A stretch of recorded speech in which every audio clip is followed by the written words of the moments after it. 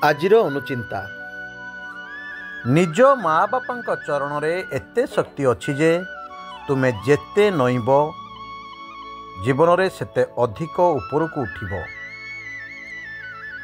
जे प्रत्यक्षरे बा परोक्षरे हित करने को तत्पर एवं कौनसी कारणवशत क्रोधित हेले मध्य अप्रीतिकर परिस्थिति सृष्टि करती नहीं, से ही प्रकृत बंधु और सखा।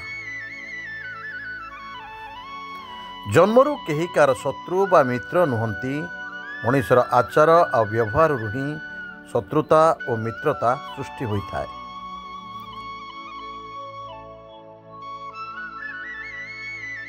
आजिर दिनटी आपणक पई मंगलमय हेउ भगवान के पाखरे एतिकी प्रार्थना करुछि। स्वतंत्र ओडिशा न्यूज तरफ मु देवाशीष। जय जगन्नाथ।